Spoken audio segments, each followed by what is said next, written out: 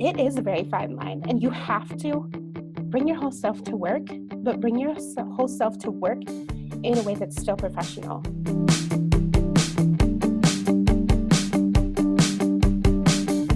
Hi, everyone. Welcome back to the Take Back Your Biz interview series, where I'm chatting with industry influencers on how they have found more freedom, joy, and growth in their businesses and lives by taking back what matters to them. So I'm your host, Lauren Black, creative strategist and owner of Bosscation, a business retreat in a box to help entrepreneurs escape from your daily grind to strategically plan for your business.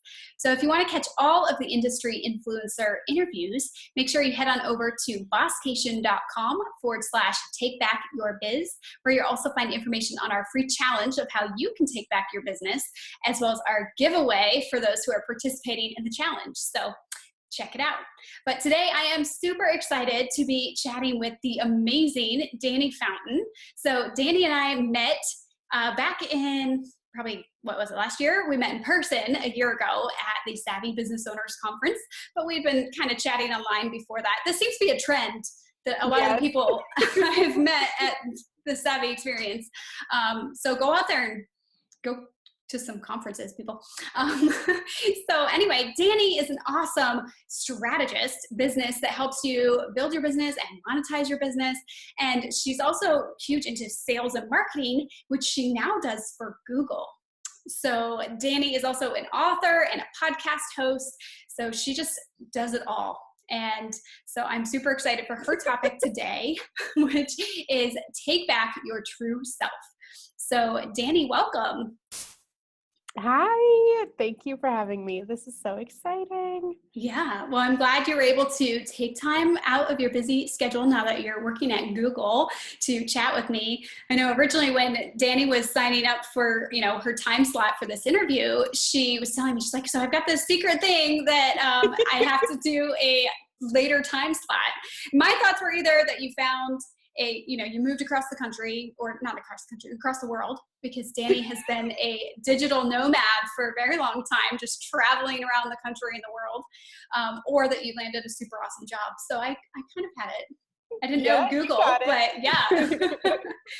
So anyway, just let us know, how this relates to you personally and how you have taken back your true self. Yeah, so it's so funny. Because you introduced all of these things about myself, but you missed perhaps the thing that I'm known most for. Oh, no! Which is my love of whiskey. Oh, I'm so sorry. No, it works perfectly because that love of whiskey is something that I talk about really openly online, as well as my love of tattoos. And like you said, being a digital nomad. And a lot of those things are not quite professional. But it's come from many years of bringing my whole self to work, whether that was in entrepreneurship or in the real world like I am now. Yeah. Well, I'm so sorry I missed those two big things. No, it was a perfect segue. Good job. Yes. So what are some ways that we can take back our true self? Well, I have a funny story for you. I actually wrote my undergrad thesis on this.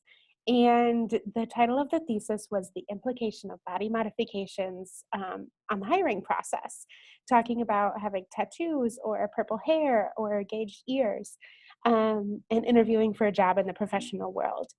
And the funny thing I found was that most companies have dress code policies that prohibit these things, right?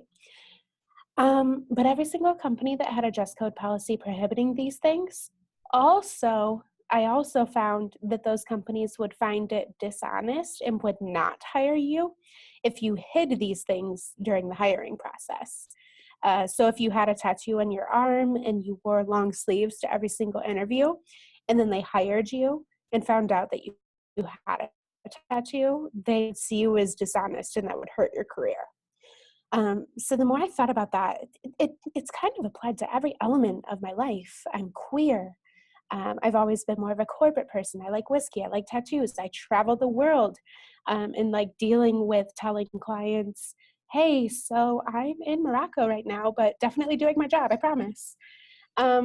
Bringing your whole self to work sets up the expectation that what they see is what they get. Because another piece of this is I'm a big swearer. My website has the F word 17 times on it. And imagine if that wasn't the case and a client hired me, and the next thing you know, I'm saying fuck every other word in client meetings. Yeah. So it really just level sets expectations of who you are, what they're getting, and allows you to do your job and not worry about hiding these parts of yourself.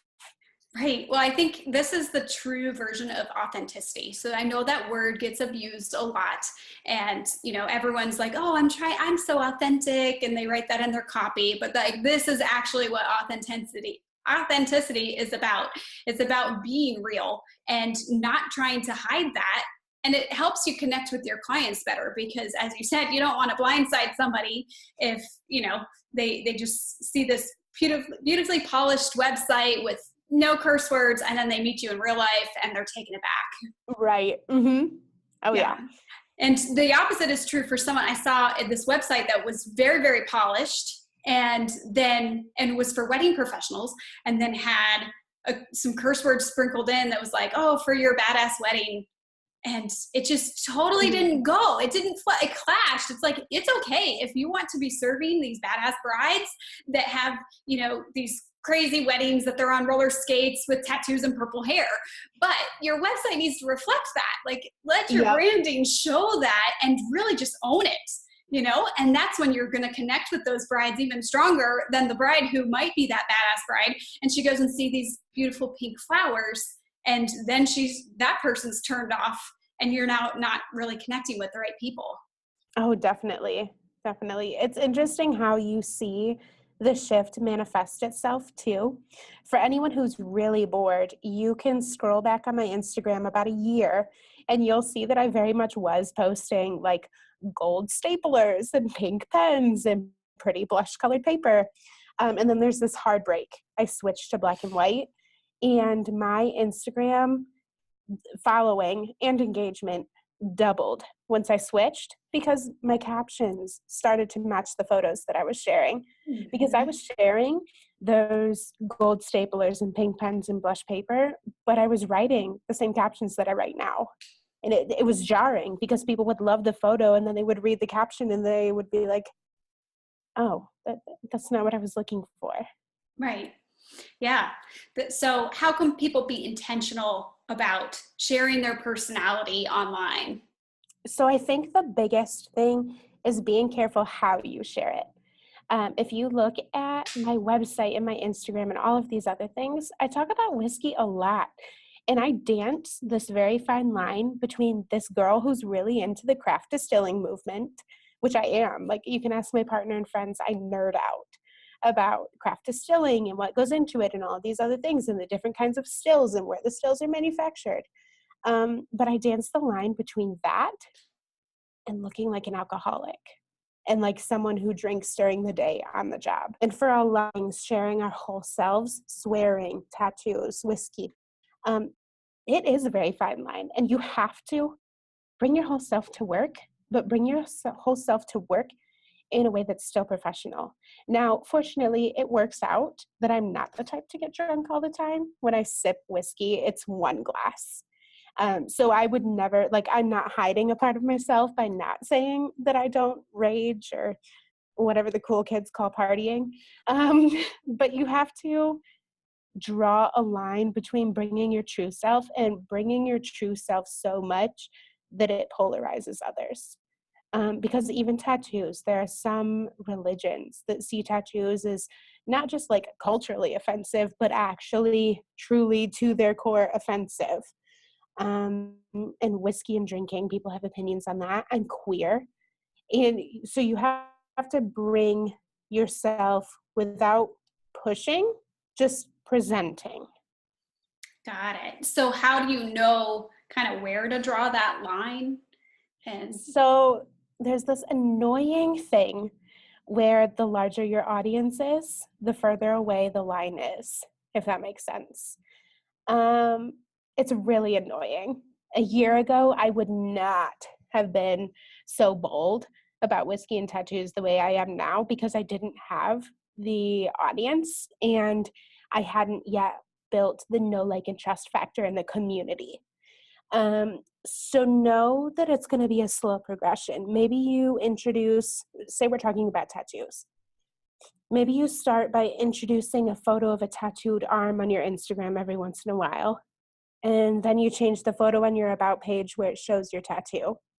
And then maybe you change some of the photos on your homepage that shows your tattoos. And then maybe you put it in your Instagram bio that you have tattoos. And you just, as your influence in your business grows, you slowly, slowly, slowly get more and more visible. Um, because as much as I want you to be your true self, I also don't want you to cannibalize your efforts too. And we as humans like to associate with people who feel familiar to us, which is a whole other conversation for a whole other day. But to encourage open-minded and receptive conversation, appearing slightly more neutral as you grow that audience will only serve to help you. Got it. So now, as far as, blending your business and personal life, that's kind of where this is headed. How do we know if that's even relevant to our business? Yes, so you can segment this. So for example, being a queer person, um, queer becomes relevant because I'm Rising Tech Society Creative Council Chair, because I talk about marketing to the LGBTQ community. But I'm not talking about my inner struggles about being a queer human every single day. Does that make sense? Yes, yes. So you just kind of like blend it in and disperse it, but don't make it your focus. Right. And it's totally okay to make something your platform. Mhm. But I'm very passionate about LGBT rights, and that might be a platform that I stand up for. Maybe you stand up for inclusivity in the wedding industry. If it's your platform, chase it.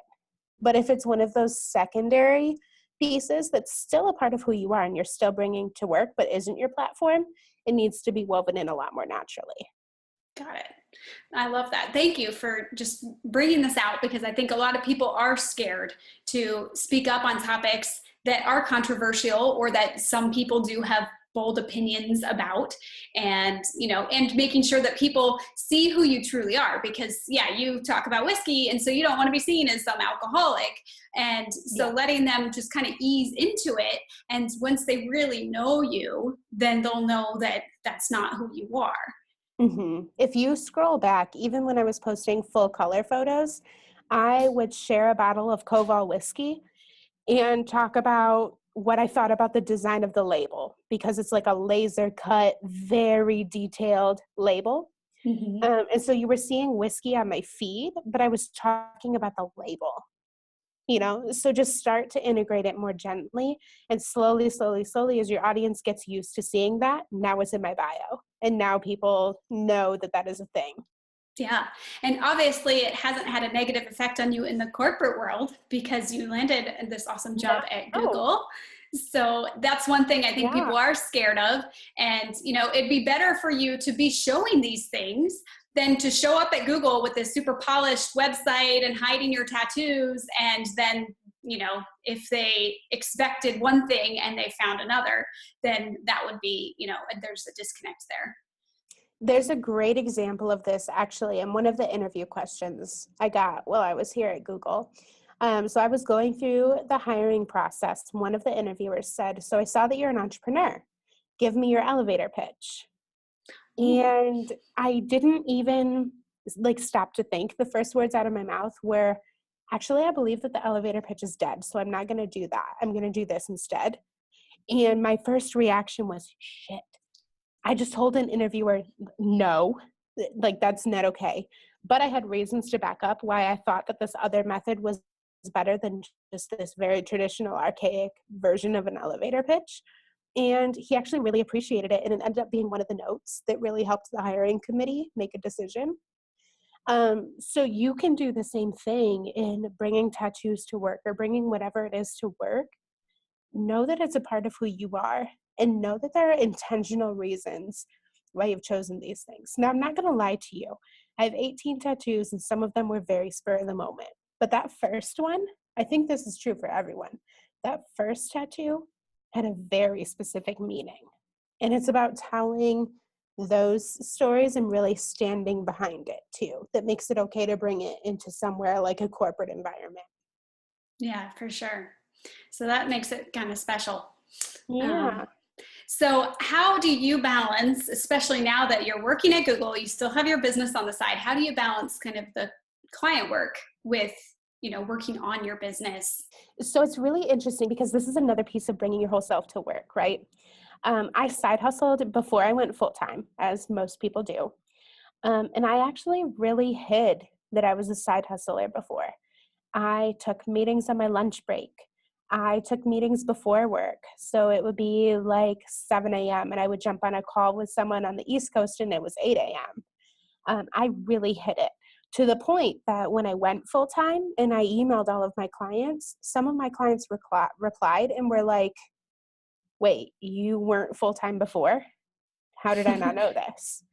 Whereas now, it's in the auto reply that you get when you send me an email. I don't schedule meetings on my lunch break. I use that as a time to connect with my coworkers here at Google.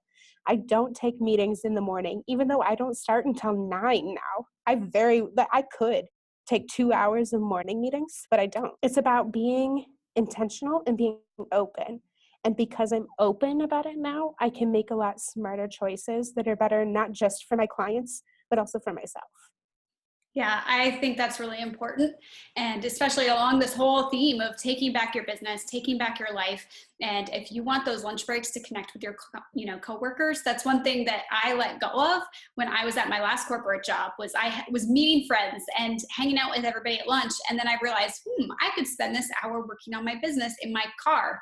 And so I'd go find free Wi-Fi in the McDonald's parking lot and work on my business for an hour every day. Yeah. But then I missed out on those relationships when everyone else is growing together and I wasn't. Definitely. And I mean, it still impacted me. So I'm talking to you, it's 5:54 here on the East Coast on a Thursday, and my start class here at Google is at a happy hour right now. And I'm missing out on that. I mean, I'll be heading over there after this conversation. But no matter what you decide to do, you're going to have to make sacrifices and compromises. It's just about those important ones. So I get that good time with my coworkers every single day at lunch. So I'm okay being an hour late to the happy hour. Oh, well, I'm honored that you're speaking with me and missing happy hour. You got to get your whiskey.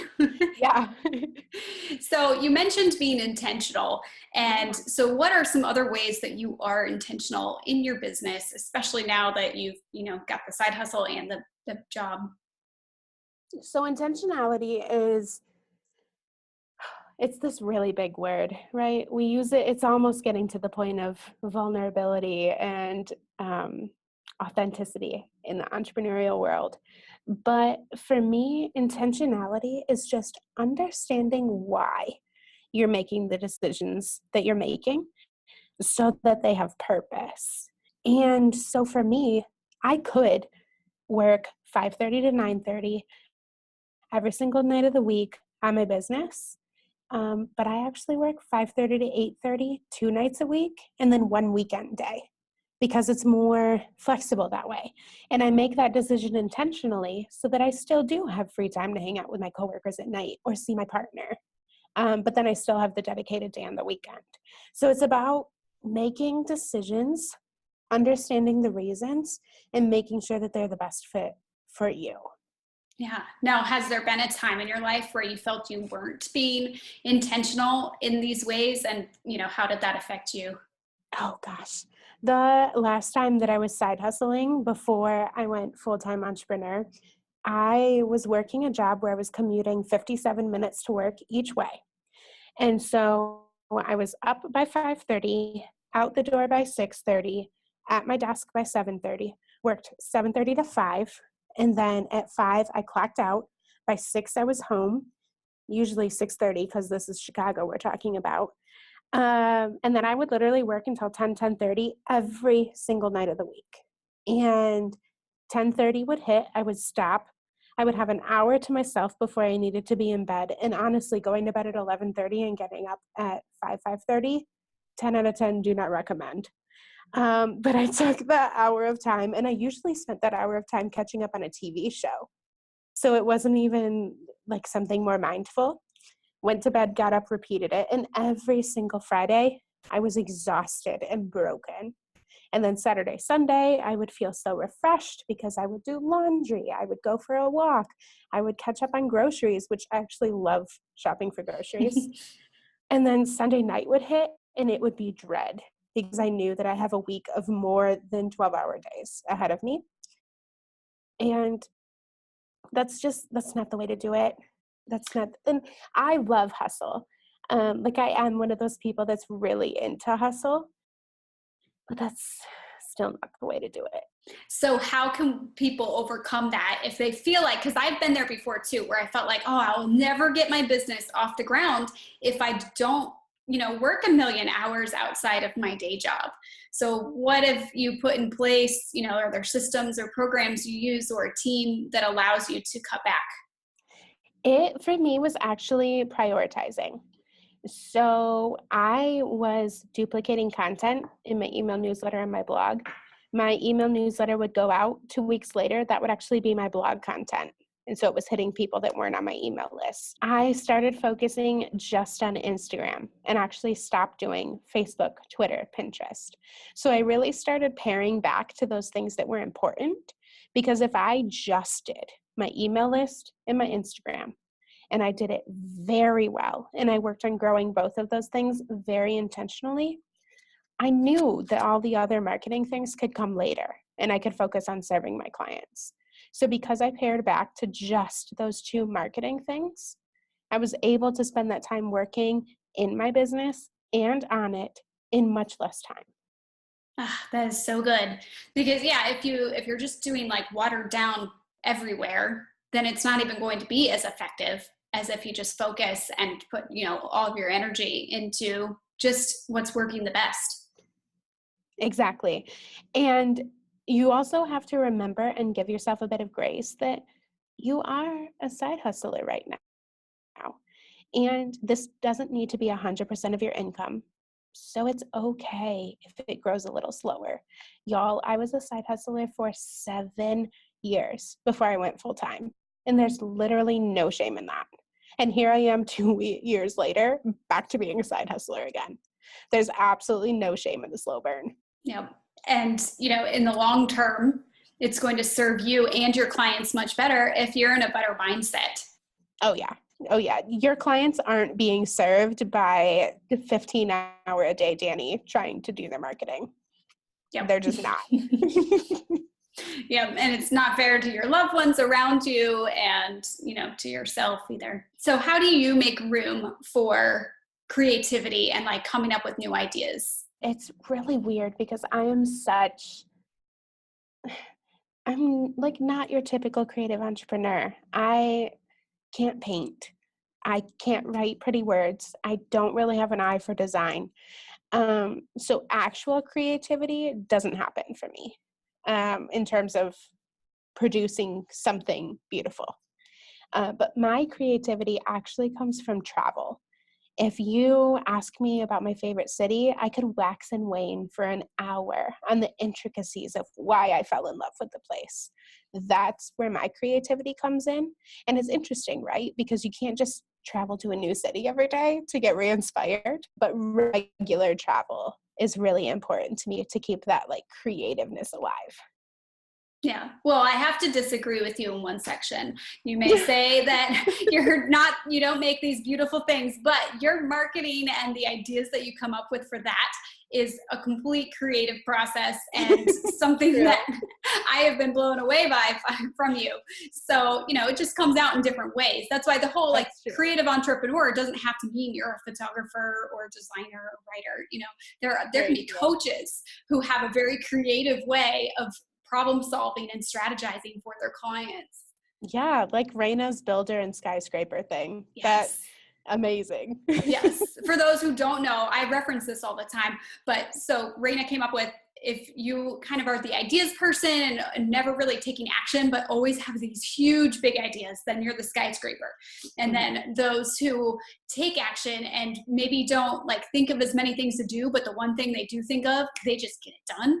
That's the builder. And so you need to kind of pair up with each other, because I'm usually the skyscraper, and it can be tough to actually get my ideas out there and accomplished because I have too many ideas and, don't actually sit down and make them happen. So, all right, this has been so amazing to chat with you about how to take back your true self. And I think there's a lot that people can take from this to really just embrace their, who they are and slowly implement that into their business so that they can connect with people on a deeper level. So do you have any last remarks of how to take back your true self?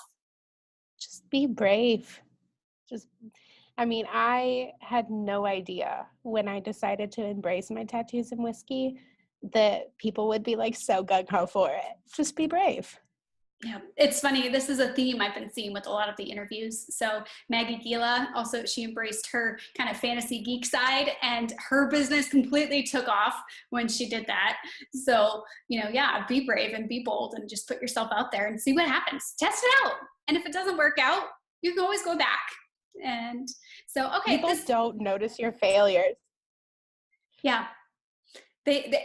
People don't pay attention as much as you think that they're paying attention. So like if you have a typo in something, I was presenting in a brand summit, and I was the first presenter out of like 20. And the first slide of my presentation, I didn't realize had a typo. And of course, my parents, for some reason, saw on Facebook that I was doing this, and they signed up and like watched it. And my dad's first comment was, you had a typo. And I'm like, you're the only person who has pointed out the typo. Everybody else just talked about the content of the presentation. So hopefully other people don't have their parents watching their brand summits and their interviews. So, yeah, no kidding. Yeah. So anyway, how can people connect with you and find you online? The very best place is Instagram. You can get to everywhere else from there. And it's just at Dannie Lynn Fountain. Perfect. So thank you so, so much for joining me today. This has been really fun and very helpful. Awesome. Thank you so much for having me. Yeah. So for all who are listening, we thank you for tuning in, and make sure to give this video a little thumbs up, and let us know how you have taken back your true self and, where you're at with that process. And to catch all of the influencer interviews, please check out bosscation.com/takebackyourbiz, and also join us for the free challenge to help you take back your business. So that's all for now. Bye.